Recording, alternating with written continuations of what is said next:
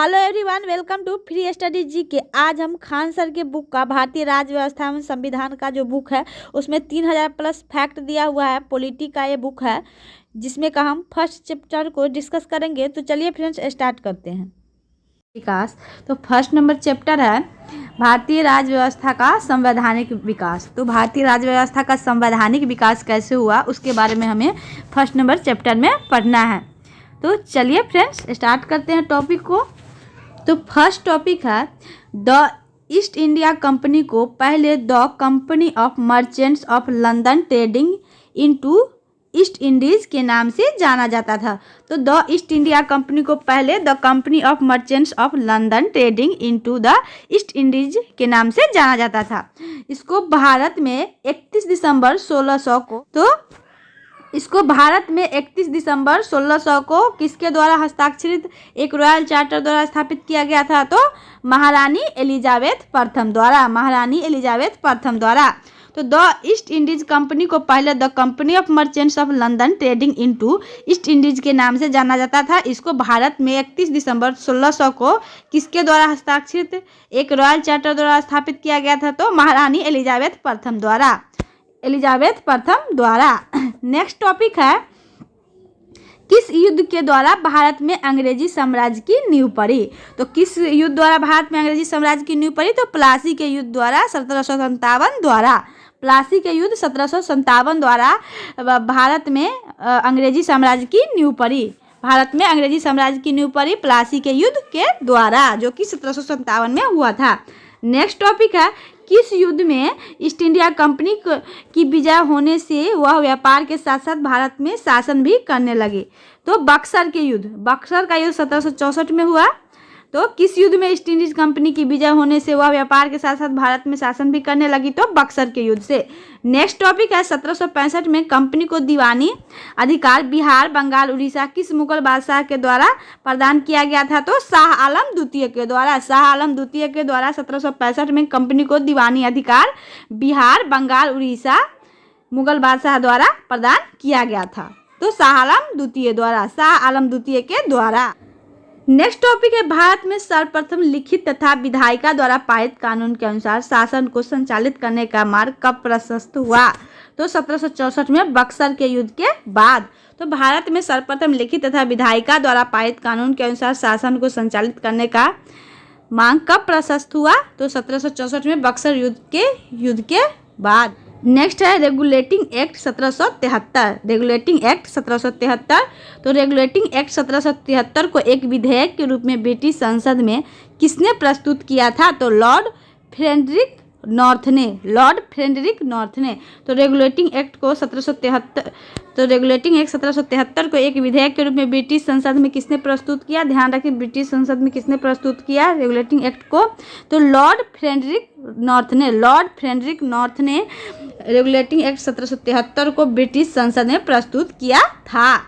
Next topic है भारतीय राज्यों पर संसदीय नियंत्रण का प्रारंभ किस एक्ट द्वारा प्रारंभ होता है? तो भारतीय राज्यों पर संसदीय नियंत्रण का प्रारंभ किस एक्ट द्वारा प्रारंभ होता है? तो 1773 के रेगुलेटिंग एक्ट के द्वारा।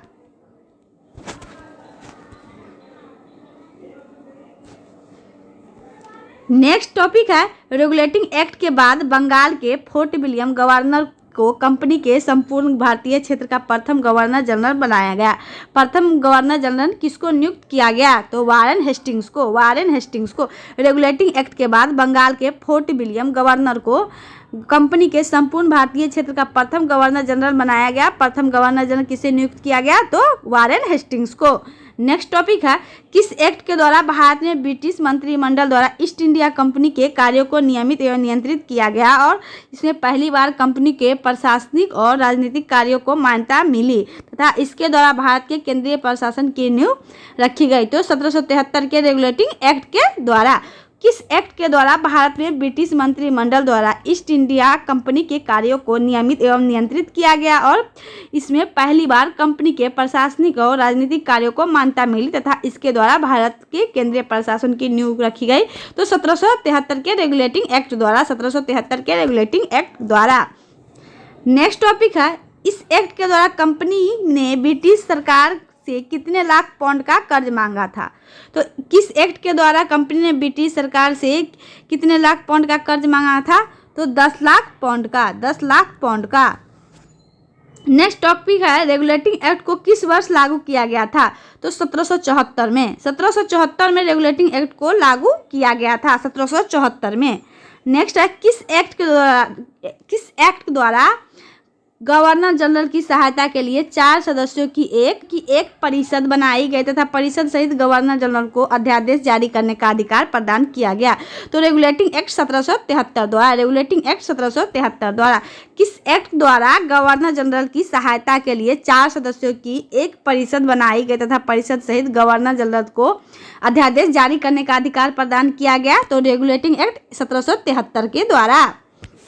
नेक्स्ट टॉपिक है रेगुलेटिंग एक्ट के द्वारा 1774 में एक सुप्रीम कोर्ट की स्थापना की गई जिसमें एक मुख्य न्यायाधीश और 3 अपर न्यायाधीश होते थे। इस सुप्रीम कोर्ट की स्थापना कहाँ की गई थी? तो कोलकाता में, कोलकाता में। रेगुलेटिंग एक्ट द्वारा 1774 में एक सुप्रीम कोर्ट की स्थापना की गई जिसमें एक मुख्य न्यायाधीश और 3 अपर न्यायाधीश होते थे।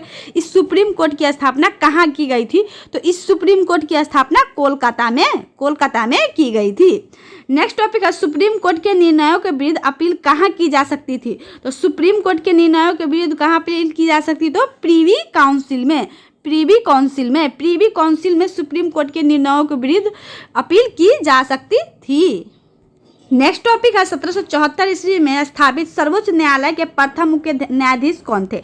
तो 1774 में जो सर्वोच्च न्यायालय स्थापित हुआ था उसका मुख्य न्यायाधीश कौन थे? तो sir Elijah Impey, sir Elijah Impey 1774 ईस्वी में स्थापित सर्वोच्च न्यायालय के प्रथम मुख्य न्यायाधीश थे, sir Elijah Impey, sir Elijah Impey 1774 में स्थापित सर्वोच्च न्यायालय के प्रथम मुख्य न्यायाधीश थे।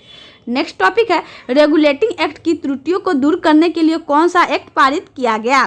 तो रेगुलेटिंग एक्ट की त्रुटियों को दूर करने के लिए कौन सा एक्ट पारित किया गया? तो act of settlement 1781, act of settlement 1781 को रेगुलेटिंग एक्ट में जो त्रुटि था उसको दूर करने के लिए एक्ट ऑफ सेटलमेंट 1781 को पारित किया गया। अब यहाँ पर प्रीवी काउंसिल के बारे में दिया है, तो प्रीवी काउंसिल के बारे में क्या दिया देखते हैं। प्रीवी काउंसिल की स्थापना 1 मई 1708 को की गई थी। तो प्रीवी काउंसिल की स्थापना 1 मई 1708 को प्रीवी काउंसिल की स्थापना की गई थी। यह एक प्रकार का सर्वोच्च अपीलीय न्यायालय था, यह एक प्रकार का सर्वोच्च अपीलीय न्यायालय था। सुप्रीम कोर्ट के निर्णयों के विरुद्ध अपील इसी काउंसिल में की जाती थी। तो सुप्रीम कोर्ट का जो निर्णय होता था उसके विरोध में यहीं पर अपील की जाती थी। कहाँ? प्रीवी काउंसिल में। स्वतंत्रता के बाद प्रीवी काउंसिल क्षेत्राधिकार उन्मूलन अधिनियम 1949 द्वारा प्रीवी काउंसिल को अपील करने के अधिकार को समाप्त कर दिया गया, अपील करने के अधिकार को समाप्त कर दिया गया। तो स्वतंत्रता के बाद प्रीवी काउंसिल क्षेत्राधिकार उन्मूलन अधिनियम 1949 द्वारा प्रीवी काउंसिल में अपील करने के अधिकार को समाप्त कर दिया गया। नेक्स्ट है इसमें क्या? Act of settlement. तो एक्ट ऑफ सेटलमेंट क्या है? 1781, इसको देखते हैं। तो 1773 के रेगुलेटिंग एक्ट की कमियों को दूर करने के उद्देश्य से ब्रिटिश संसद द्वारा एक्ट ऑफ सेटलमेंट 1781 को पारित किया। तो 1773 के रेगुलेटिंग एक्ट की कमियों को दूर करने के उद्देश्य से ब्रिटिश संसद द्वारा एक्ट ऑफ सेटलमेंट 1781 को पारित किया गया। इसके अनुसार कलकत्ता की सरकार को बंगाल, बिहार और उड़ीसा के लिए भी विधि बनाने का अधिकार प्रदान किया गया। तो 1773 के रेगुलेटिंग एक्ट की कमियों को दूर करने के उद्देश्य से ब्रिटिश संसद द्वारा एक्ट ऑफ सेटलमेंट 1781 को पारित किया गया। इसके अनुसार कलकत्ता की सरकार को बंगाल, बिहार और उड़ीसा के भी विधि बनाने का अधिकार प्रदान किया गया। इस अधिनियम द्वारा सर्वोच्च न्यायालय पर यह रोक लगा दी गई कि वह कंपनी के कर्मचारियों के विरुद्ध कार्रवाई नहीं कर सकता जो उन्होंने एक सरकारी अधिकारी की हैसियत से किया हो। तो इस अधिनियम के द्वारा सर्वोच्च न्यायालय पर यह रोक लगा दी गई कि वह कंपनी के कर्मचारियों के विरुद्ध कार्रवाई नहीं कर सकता जो उन्होंने एक सरकारी अधिकारी की हैसियत से किया हो। कानून बनाने तथा उसका क्रियान्वयन करते समय भारतीयों के सामाजिक तथा धार्मिक रीति रिवाजों का सम्मान करने का भी निर्देश दिया गया। तो उसका क्रियान्वयन करते समय भारतीयों के सामाजिक तथा धार्मिक रीति रिवाजों का सम्मान करने का भी निर्देश दिया गया।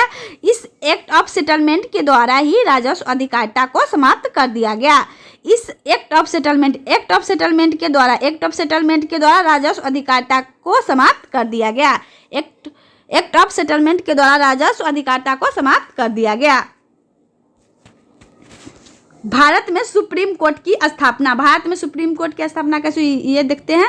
तो कैसे हुआ? रेगुलेटिंग एक्ट 1773 से इंग्लैंड के सम्राट को कलकत्ता में सुप्रीम कोर्ट स्थापित करने का अधिकार प्राप्त हुआ। तो रेगुलेटिंग एक्ट 1773 से इंग्लैंड के सम्राट को कलकत्ता में सुप्रीम कोर्ट स्थापित करने का अधिकार प्राप्त हुआ।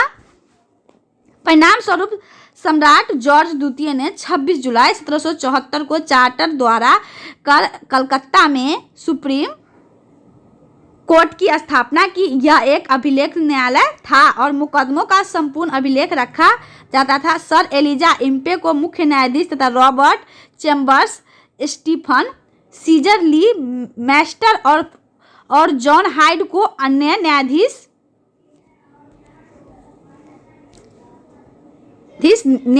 नियुक्त किया गया। सुप्रीम कोर्ट के समस्त आपराधिक, दीवानी, नवाधिकरण संबंधित तथा धार्मिक मामलों की सुनवाई कर निर्णित करने का अधिकार दिया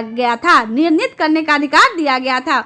उसे रीटें जारी करने की शक्ति भी प्रदान की गई थी। सुप्रीम कोर्ट के निर्णय की अपील प्रीवी काउंसिल में की जा सकती थी। वैसे भारत में संघीय न्यायालय की स्थापना भारत शासन अधिनियम 1935 के द्वारा 1 अक्टूबर 1937 को की गई।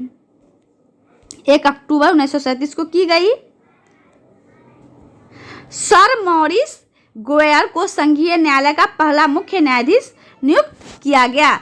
तो सर मॉरिस गोयर को संघीय न्यायालय का पहला मुख्य न्यायाधीश नियुक्त किया गया। और इसमें नेक्स्ट टॉपिक है फिर से एक्ट ऑफ सेटलमेंट 1781 द्वारा किस सरकार को बंगाल, बिहार तथा उड़ीसा के लिए विधि बनाने का अधिकार प्रदान किया गया था? तो कलकत्ता सरकार को एक्ट ऑफ सेटलमेंट 1781 द्वारा सरकार को बंगाल, बिहार तथा उड़ीसा के लिए विधि बनाने का अधिकार प्रदान किया गया था। नेक्स्ट टॉपिक है किस एक्ट ने सुप्रीम कोर्ट के अधिकार क्षेत्र को निश्चित किया था और उसके मुकाबले कार्यपालिका की स्थिति को मजबूत किया था? तो एक्ट ऑफ सेटलमेंट 1781 ने। फिर अब पिट्स इंडिया एक्ट के बारे में पढ़ना है। तो पिट्स इंडिया एक्ट कब आया था? वो 1784 में। अब इसके बारे में देखते हैं।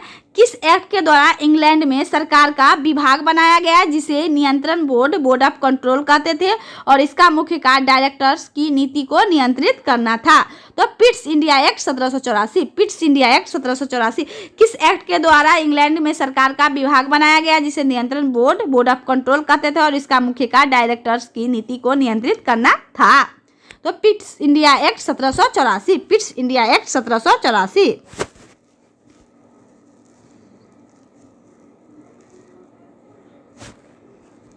नेक्स्ट है पिट्स इंडिया एक्ट का नाम विलियम पिट के नाम पर रखा गया था। तो पिट्स इंडिया का नाम किसके नाम पर रखा गया था? तो विलियम पिट के नाम पर। वह उस समय किस पद पर विद्यमान था? तो वो विलियम पिट किस पद पर विद्यमान था? तो प्रधानमंत्री। विलियम पिट जो था वो प्रधानमंत्री था, उसी के नाम पर पिट्स इंडिया एक्ट का नाम रखा गया था। नोट है इसमें, विलियम पिट 24 वर्ष की आयु में 1783 में ग्रेट ब्रिटेन के प्रधानमंत्री नियुक्त हुए। तो विलियम पिट जो 24 वर्ष की आयु में ही 1783 में ग्रेट ब्रिटेन के प्रधानमंत्री नियुक्त हुए। वह ब्रिटेन के सबसे युवा प्रधानमंत्री हैं। ब्रिटेन के सबसे युवा प्रधानमंत्री जो है वो विलियम पिट है। वह जनवरी 1801 में यूनाइटेड किंगडम के प्रथम प्रधानमंत्री बने। तो वह जनवरी 1801 में यूनाइटेड किंगडम के प्रथम प्रधानमंत्री बने। नेक्स्ट टॉपिक है कंपनी के व्यापार के अतिरिक्त उसके सभी असैनिक, सैनिक तथा राजस्व संबंधी मामलों के लिए गठित बोर्ड ऑफ कंट्रोल के सदस्यों की संख्या कितनी थी? तो 6 सदस्य। तो कंपनी के व्यापार के अतिरिक्त उसके सभी असैनिक, सैनिक तथा राजस्व संबंधी मामलों के लिए गठित बोर्ड ऑफ कंट्रोल के सदस्यों की संख्या कितनी थी? तो 6 सदस्य। नोट है इसमें, नियंत्रण बोर्ड में एक चांसलर ऑफ एक्सचेकर, एक राज्य सचिव तथा उसके द्वारा नियुक्त 4 प्रीवी काउंसिल के सदस्य होते थे। 3 डायरेक्टरों की एक समिति द्वारा बोर्ड के सभी मुख्य आदेश मुख्य आदेश भारत को भेजे जाते थे। तो नोट में क्या है, नियंत्रण बोर्ड में एक चांसलर ऑफ एक्सचेकर, एक राज्य सचिव तथा उसके द्वारा नियुक्त 4 प्रीवी काउंसिल के सदस्य होते थे। 3 डायरेक्टरों की एक समिति द्वारा बोर्ड के सभी मुख्य आदेश भारत को भेजे जाते थे।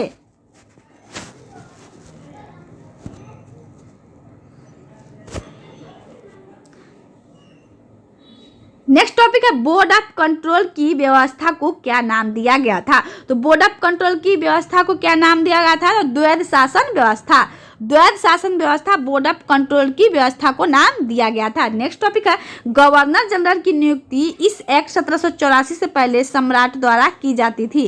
तो गवर्नर जनरल की नियुक्ति इस एक्ट की 1784 से पहले सम्राट द्वारा की जाती थी, किंतु अब उनकी नियुक्ति किसके द्वारा की जाने लगी, तो बोर्ड ऑफ कंट्रोल द्वारा, बोर्ड ऑफ कंट्रोल द्वारा। नेक्स्ट टॉपिक है किस एक्ट के द्वारा भारत में कंपनी का शासन ब्रिटिश शासन के निर्देशन तथा नियंत्रण में आ गया तथा भारत में कंपनी की व्यापारिक और राजनीतिक कार्यकलापों को एक दूसरे से अलग कर दिया गया। तो पिट्स इंडिया एक्ट द्वारा किस एक्ट द्वारा भारत में कंपनी का शासन ब्रिटिश शासन के निर्देशन तथा नियंत्रण में आ गया तथा भारत में कंपनी की व्यापारिक और राजनीतिक कार्यकलापों को एक दूसरे से अलग कर दिया गया, तो पिट्स इंडिया एक्ट द्वारा।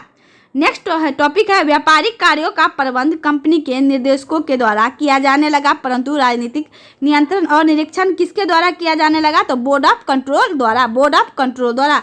नेक्स्ट टॉपिक है गवर्नर जनरल की शक्ति और कार्यक्षमता में वृद्धि करने के लिए इसकी परिषद के सदस्यों की संख्या कितनी की गई। तो गवर्नर जनरल की शक्ति और कार्यक्षमता में वृद्धि करने के लिए इसकी परिषद की सदस्यों की संख्या कितनी की गई, तो 4 से 3 कर दी गई, 4 से 3 कर दी गई। गवर्नर जनरल की शक्ति और कार्यक्षमता में वृद्धि करने के लिए इसकी परिषद के सदस्यों की संख्या कितनी की गई, तो 4 से 3 कर दी गई, 4 से 3 कर दी गई। नेक्स्ट टॉपिक है 1786 का एक्ट। 1786 का एक्ट के बारे में देखेंगे, किस एक्ट में यह व्यवस्था की गई कि गवर्नर जनरल अपनी परिषद के बहुमत के बावजूद भी निर्णय ले सकेगा। तो 1786 के एक्ट में, 1786 के एक्ट में किस एक्ट में यह व्यवस्था की गई कि गवर्नर जनरल अपनी परिषद के बहुमत के बावजूद भी निर्णय ले सकेगा, तो 1786 के एक्ट में। नेक्स्ट है 1786 के एक्ट द्वारा गवर्नर जनरल एवं मुख्य सेनापति पद को मिला दिया गया। इस अधिनियम के द्वारा सर्वप्रथम किसकी नियुक्ति की गई थी, तो कॉर्नवालिस की। 1786 के एक्ट द्वारा गवर्नर जनरल एवं मुख्य सेनापति पद को मिला दिया गया। तो 1786 के एक्ट द्वारा गवर्नर जनरल एवं मुख्य सेनापति पद को मिला दिया गया। इस अधिनियम के तहत सर्वप्रथम किसकी नियुक्ति की गई थी, तो कॉर्नवालिस की। सर्वप्रथम कॉर्नवालिस की नियुक्ति की गई थी। नेक्स्ट है इसमें फिर टॉपिक 1793 का चार्टर एक्ट। तो 1793 का चार्टर एक्ट को देखेंगे, सर्वप्रथम कंपनी के व्यापारिक अधिकारों को 1793 ईस्वी के चार्टर एक्ट द्वारा अगले कितने वर्षों के लिए बढ़ाया गया, तो 20 वर्षों के लिए। 20 वर्षों के लिए सर्वप्रथम कंपनी के व्यापारिक अधिकारों को 1793 ईस्वी के चार्टर एक्ट द्वारा अगले कितने वर्षों के लिए बढ़ाया गया, तो 20 वर्षों के लिए। नेक्स्ट टॉपिक है बोर्ड ऑफ कंट्रोल के सदस्यों तथा कर्मचारियों के वेतन भारतीय राजस्व से दिए जाने की व्यवस्था किस एक्ट द्वारा की गई। बोर्ड ऑफ कंट्रोल के सदस्यों तथा कर्मचारियों के वेतन भारतीय राजस्व से दिए जाने की व्यवस्था किस एक्ट द्वारा की गई, तो 1793 के चार्टर एक्ट द्वारा, 1793 के चार्टर एक्ट द्वारा। नेक्स्ट टॉपिक है 1793 के चार्टर अधिनियम द्वारा किन महानगरों के लिए नगर निगम की गठन की गई, व्यवस्था की गई। तो 1793 के चार्टर अधिनियम द्वारा किन महानगरों के लिए नगर निगम के गठन की व्यवस्था की गई, तो मद्रास, कलकत्ता एवं बम्बई। मद्रास, कलकत्ता एवं बम्बई 1793 के चार्टर अधिनियम द्वारा। तो 1793 के चार्टर अधिनियम द्वारा किन महानगरों के लिए नगर निगम के गठन की व्यवस्था की गई, तो नगर निगम के गठन की व्यवस्था की गई मद्रास, कलकत्ता और बम्बई। मद्रास, कलकत्ता और बम्बई। नेक्स्ट टॉपिक 1813 ईस्वी का चार्टर एक्ट। तो 1813 ईस्वी का चार्टर एक्ट के बारे में पढ़ेंगे।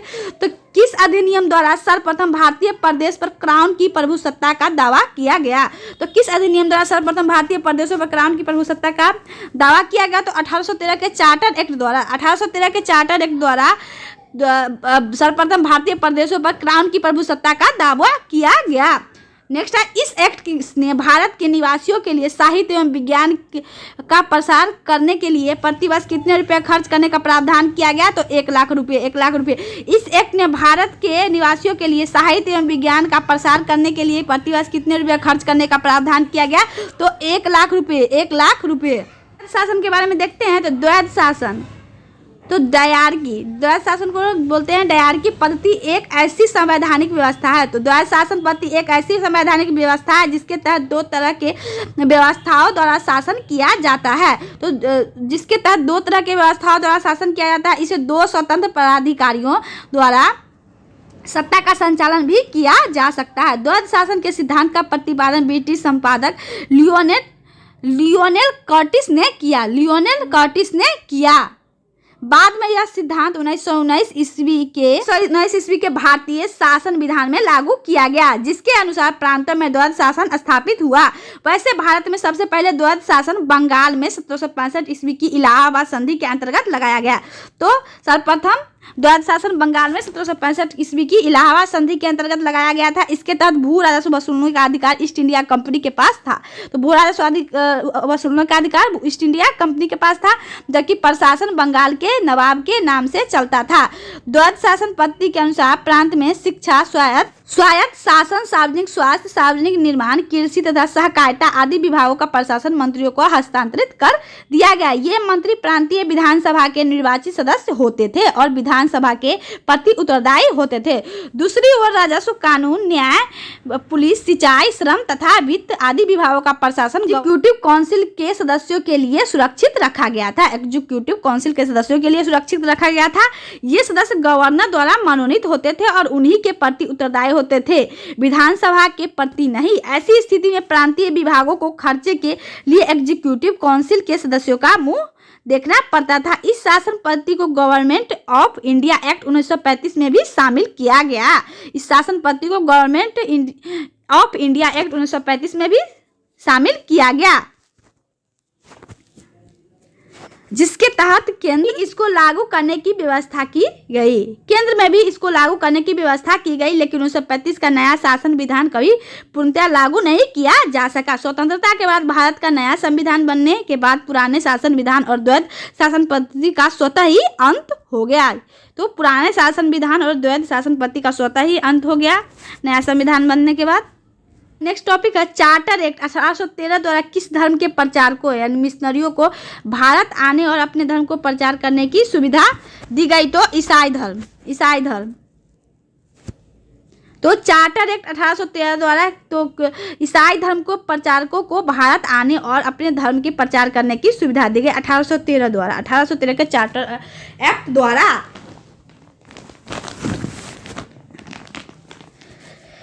फिर नेक्स्ट टॉपिक है किस एक्ट द्वारा कंपनी के व्यापारिक एकाधिकार को समाप्त कर दिया गया तथा सभी ब्रिटिश नागरिकों को भारत के साथ व्यापार करने की अनुमति प्रदान की गई? तो 1813 के चार्टर एक्ट द्वारा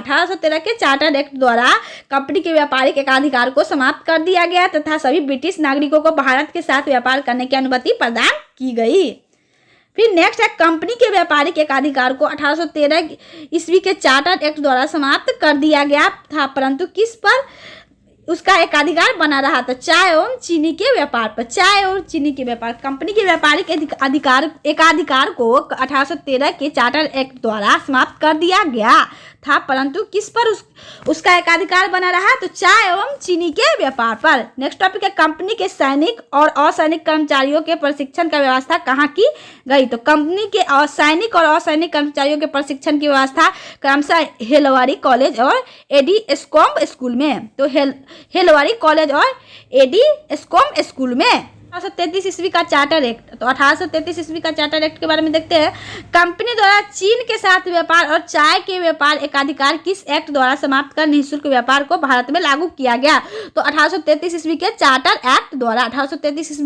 एक्ट द्वारा। नेक्स्ट है इस एक्ट के द्वारा कंपनी व्यापारिक संस्था न रहकर किस संस्था के रूप में जानी लगी?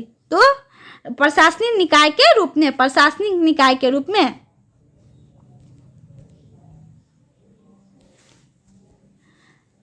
इस एक्ट के द्वारा कंपनी व्यापारिक संस्था न रहकर किस संस्था के रूप में जानी गई? तो किस संस्था के रूप में जानी गई?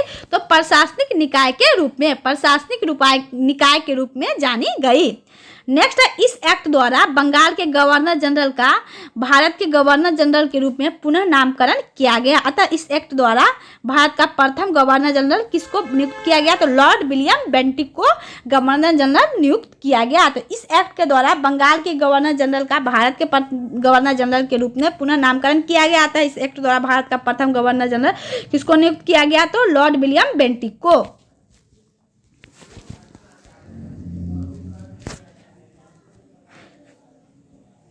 नेक्स्ट है, ब्रिटिश जनता बिना लाइसेंस के भारत में भूमि किस एक्ट के द्वारा खरीद सकती थी? तो ब्रिटिश जनता बिना लाइसेंस के भारत में भूमि किस एक्ट द्वारा खरीद सकती थी? 1833 के चार्टर एक्ट द्वारा ब्रिटिश जनता बिना लाइसेंस के भारत में भूमि खरीद सकती थी। तो 1833 के चार्टर एक्ट द्वारा, 1833 के चार्टर एक्ट द्वारा। नेक्स्ट टॉपिक है, किस एक्ट द्वारा कोई भी भारतीय केवल धर्म, जाति, मूल वंश और वर्ण के आधार पर सरकारी सेवा के लिए अयोग्य नहीं होगा? तो सरकारी सेवा के लिए अयोग्य नहीं होगा 1833 ईस्वी के चार्टर द्वारा, 1833 ईस्वी के चार्टर द्वारा।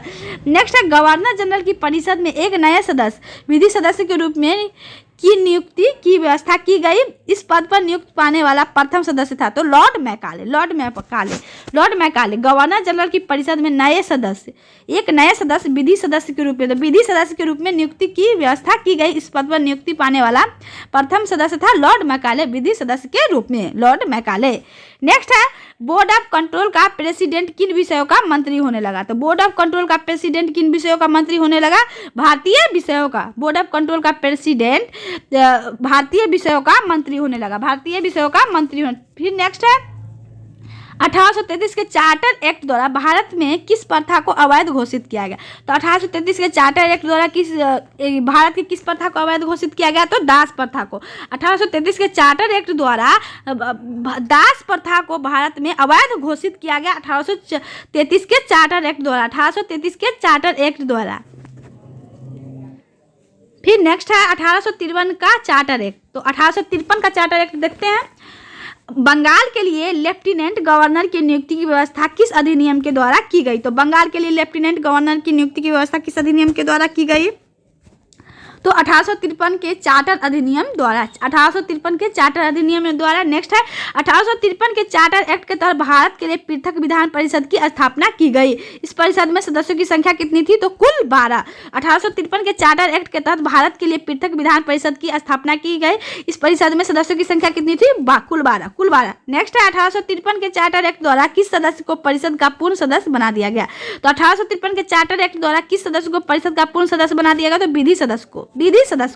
नेक्स्ट है, विधान परिषद द्वारा पारित विधेयकों को कौन वीटो कर सकता था? तो विधान परिषद द्वारा पारित विधेयकों को कौन वीटो कर सकता था? तो गवर्नर जनरल विधान परिषद द्वारा पारित विधेयकों को वीटो कर सकता था। नेक्स्ट है, विधान परिषद में वाद विवाद का प्रारूप मौखिक था। तो विधान परिषद में वाद विवाद का प्रारूप मौखिक था। परिषद के कार्यों की प्रकृति कैसी थी? गोपनीय या सार्वजनिक? तो सार्वजनिक। विधान परिषद में वाद विवाद का प्रारूप मौखिक था। परिषद के कार्यों की प्रकृति कैसी थी? गोपनीय या सार्वजनिक? तो सार्वजनिक थी। प्रकृति उसकी, परिषद के कार्यों की प्रकृति सार्वजनिक थी। नेक्स्ट है, चार्टर एक्ट 1853 के तहत किस सेवा के अंतर्गत भारतीय अधिकारियों की नियुक्ति के लिए खुली प्रतियोगिता परीक्षा की शुरुआत की गई? तो भारतीय सिविल सेवा के अंतर्गत। तो चार्टर एक्ट 1853 के तहत किस सेवा के अंतर्गत भारतीय अधिकारियों की नियुक्ति के लिए खुली प्रतियोगिता परीक्षा की शुरुआत की गई? तो भारतीय सिविल सेवा के अंतर्गत। चार्टर एक्ट 1853 के तहत सिविल सेवा के अंतर्गत भारतीय अधिकारियों की नियुक्ति के लिए खुली प्रतियोगिता परीक्षा की शुरुआत की गई 1853 के तहत। नेक्स्ट, कार्यपालिका तथा विधायी शक्तियों के पृथक्करण के लिए सर्वप्रथम प्रयास प्रारंभ किया गया। तो कार्यपालिका तथा विधायी शक्तियों के पृथक्करण के लिए सर्वप्रथम प्रयास प्रारंभ किया गया 1853 के चार्टर एक्ट द्वारा, 1853 के चार्टर एक्ट द्वारा। नेक्स्ट है, सर्वप्रथम संपूर्ण भारत के लिए एक विधानमंडल का प्रावधान कब किया गया? तो सर्वप्रथम संपूर्ण भारत के लिए एक विधानमंडल का प्रावधान 1853 में चार्टर एक्ट द्वारा किया गया। 1853 में चार्टर एक्ट द्वारा किया गया। नेक्स्ट है, 1853 के चार्टर एक्ट द्वारा सर्वप्रथम विधान परिषद में किन सिद्धांतों को स्वीकार किया गया? तो 1853 के चार्टर एक्ट द्वारा सर्वप्रथम विधान परिषद के किन सिद्धांतों का स्वीकार किया गया? तो क्षेत्रीय प्रतिनिधित्व के सिद्धांत को, क्षेत्रीय प्रतिनिधित्व प्रतिनिधित्व के सिद्धांत को। नेक्स्ट दास प्रथा और उस पर प्रतिबंध। तो दास प्रथा और उस पर प्रतिबंध के बारे में देखते हैं। तो दास प्रथा प्राचीन काल से सिर्फ भारत में ही नहीं बल्कि विश्व में कई देशों में व्याप्त रही। तो दास प्रथा जो है प्राचीन काल से ही सिर्फ भारत में ही नहीं बल्कि विश्व के कई देशों में व्याप्त रही। माना जाता है कि चीन में 18वीं 12वीं शताब्दी ईसा पूर्व गुलामी प्रथा का उल्लेख मिलता है। तो माना जाता है कि चीन में 18वीं 12वीं शताब्दी ईसा पूर्व गुलामी प्रथा का उल्लेख मिलता है। भारत के प्राचीन ग्रंथ मनुस्मृति में भी इसका जिक्र किया गया। तो भारत का जो प्राचीन ग्रंथ है मनुस्मृति, इसमें भी इसका जिक्र किया गया। भारत में मुस्लिमों के शासन काल में दास प्रथा में बहुत वृद्धि हुई। तो भारत में मुस्लिमों के शासन काल में दास प्रथा में बहुत वृद्धि हुई, यहाँ तक कि दासों को नपुंसक तक बना डालने की क्रूर प्रथा का प्रारंभ हुआ। तो यहाँ तक कि दासों को नपुंसक तक बना डालने की क्रूर प्रथा का प्रारंभ हुआ। तो दास को जो है वो नपुंसक बनाने का भी प्रथा प्रारंभ हुआ। यह प्रथा भारत में ब्रिटिश शासन स्थापित हो जाने के उपरांत काफी दिनों तक चलती रही। तो ब्रिटिश शासन स्थापित हो जाने के बाद भी काफी दिनों तक चलती रही दास प्रथा। सन 1807 में ब्रिटेन ने, 1808 में अमेरिकी कांग्रेस ने दास प्रथा उन्मूलन कानून के तहत अपने अपने देशों में अफ्रीकी गुलामों को खरीद फरोख्त पर पूरी तरह से पाबंदी लगा दी। 1833 तक यह कानून पूरे ब्रिटिश साम्राज्य में लागू किया गया। भारत में ब्रिटिश शासन के समय 1833 के चार्टर एक्ट द्वारा भारत में दास प्रथा को अवैध घोषित किया गया। तो ब्रिटिश शासन के समय 1833 के चार्टर एक्ट द्वारा भारत में दास प्रथा को अवैध घोषित किया गया। इसके बाद 1843 ईस्वी में गवर्नर जनरल लॉर्ड एल नबरो के कार्यकाल में भारतीय दासता अधिनियम पारित इस प्रथा को प्रतिबंधित किया गया। तो इसके बाद 1843 ईस्वी में गवर्नर जनरल लॉर्ड एल नबरो के कार्यकाल में भारतीय दासता अधिनियम पारित कर इस प्रथा को प्रतिबंधित किया गया। नेक्स्ट है government of India act 1858। Government of India act 1858 क्या है? किस एक्ट के द्वारा कंपनी के शासन समाप्त हो गया एवं ब्रिटिश क्राउन द्वारा शासन की बागडोर संभाल ली गई? तो किस एक्ट द्वारा कंपनी का शासन समाप्त हो गया एवं ब्रिटिश क्राउन द्वारा शासन की बागडोर संभाल ली गई? तो गवर्नमेंट ऑफ इंडिया एक्ट 1858 द्वारा। गवर्नमेंट ऑफ इंडिया एक्ट 1858 द्वारा। नेक्स्ट है 1858 के अधिनियम किस नाम से पारित किया गया? तो act for the better government of India. तो 1858 के अधिनियम किस नाम से पारित किया गया? तो act for the better government of India के नाम से पारित किया गया 1858 के अधिनियम। नेक्स्ट 1858 में भारत का प्रशासन साम्राज्ञी द्वारा नियुक्त 15 सदस्यों एक परिषद को सौंपा गया। इस परिषद का अध्यक्ष किस नाम से जाना जाता था? तो मुख्य राज सचिव या भारत राज सचिव। तो 1858 में भारत का प्रशासन साम्राज्ञी द्वारा नियुक्त 15 सदस्य एवं परिषद को सौंपा गया। इस परिषद का अध्यक्ष किस नाम से जाना जाता था? तो मुख्य राज सचिव या भारत राज सचिव के नाम से। नेक्स्ट है राज्य सचिव को इस समय डायरेक्टर्स के बोर्ड तथा नियंत्रण बोर्ड दोनों की संयुक्त शक्तियां मिल गई। राज्य सचिव को की 15 सदस्यीय परिषद में सदस्यों की नियुक्ति कौन करता था? तो ब्रिटिश क्राउन। 8 सदस्य, डायरेक्टर्स के बोर्ड 7 सदस्य। तो राज्य सचिव को इस समय डायरेक्टर्सों के बोर्ड तथा नियंत्रण बोर्ड दोनों की संयुक्त शक्तियां मिल गई। राज्य सचिव की 15 सदस्यीय परिषद में सदस्यों की नियुक्ति कौन करता था? तो ब्रिटिश क्राउन 8 सदस्य, डायरेक्टर्स के बोर्ड 7 सदस्य। तो ब्रिटिश क्राउन 8 सदस्य और डायरेक्टर्स के बोर्ड 7 सदस्य। नेक्स्ट है किसको निदेशक मंडल का अंतिम अध्यक्ष और भारत का प्रथम राज्य सचिव नियुक्त किया गया? तो किसको निदेशक मंडल का अंतिम अध्यक्ष और भारत का प्रथम राज्य सचिव नियुक्त किया गया? तो लॉर्ड स्टैनली को निदेशक मंडल का अंतिम अध्यक्ष और भारत का प्रथम राज्य सचिव नियुक्त किया गया लॉर्ड स्टैनली को। नेक्स्ट है भारत सचिव ब्रिटिश मंत्रिमंडल का सदस्य होता था। तो भारत सचिव जो है ब्रिटिश मंत्रिमंडल का सदस्य होता था। वह किसके प्रति उत्तरदायी होता था? तो ब्रिटिश संसद के प्रति भारत सचिव ब्रिटिश मंत्रिमंडल का सदस्य होता था। वह किसके प्रति उत्तरदायी होता था? तो ब्रिटिश संसद के प्रति उत्तरदायी होता था। भारत सचिव ब्रिटिश संसद के प्रति उत्तरदायी होता था। नेक्स्ट है गवर्नमेंट ऑफ इंडिया एक्ट 1858 को पारित होने के समय ब्रिटिश प्रधानमंत्री कौन थे? तो गवर्नमेंट ऑफ इंडिया एक्ट 1858 को पारित होने के समय ब्रिटिश प्रधानमंत्री कौन थे? तो लॉर्ड पॉम स्टर्न ब्रिटिश प्रधानमंत्री थे। गवर्नमेंट ऑफ इंडिया एक्ट 1858 को पारित होने के समय ध्यान रखेंगे। नेक्स्ट है इस अधिनियम ने 1784 में पिट्स इंडिया एक्ट द्वारा स्थापित किस शासन व्यवस्था को समाप्त कर दिया? तो किस अधिनियम ने 1784 में पिट्स इंडिया एक्ट द्वारा स्थापित किस शासन व्यवस्था को समाप्त कर दिया? तो दोहरी शासन व्यवस्था को। इस अधिनियम ने 1784 में पिट्स इंडिया एक्ट द्वारा स्थापित किस शासन व्यवस्था को समाप्त कर दिया? तो दोहरी शासन व्यवस्था को समाप्त कर दिया। नेक्स्ट, इस अधिनियम द्वारा भारत का गवर्नर जनरल वायसराय बन गया। तो कौन सा अधिनियम है जिसमें गवर्नर जनरल वायसराय बन गया? जो क्राउन का सीधा प्रतिनिधि था, वह पद नाम धारण करने वाला प्रथम व्यक्ति कौन था? तो लॉर्ड कैनिंग था। नेक्स्ट है, एक अधिनियम द्वारा भारत के देशी राजाओं के ब्रिटिश राज से सीधे संबंध किस वर्ष स्थापित किया गया? तो एक अधिनियम द्वारा भारत के देशी राजाओं के ब्रिटिश राज से सीधे संबंध किस वर्ष स्थापित किया गया? तो 1858 में। नेक्स्ट है, लॉर्ड डलहौजी के साम्राज्य विस्तार का अंत किस अधिनियम द्वारा किया गया? तो लॉर्ड डलहौजी के साम्राज्य विस्तार का अंत किस अधिनियम द्वारा अंत किया गया? तो 1858 के अधिनियम द्वारा लॉर्ड डलहौजी के साम्राज्य विस्तार का अंत किया गया। नेक्स्ट, किस अधिनियम ने भारत के शासन का क्षेत्रीय विभाजन किया गया था? तो किस अधिनियम में भारत के शासन का क्षेत्रीय विभाजन किया गया था? तो भारत सरकार अधिनियम 1858 में भारत के शासन का क्षेत्रीय विभाजन किया गया था। क्षेत्रीय विभाजन भारत सरकार अधिनियम 1858 में किया गया था।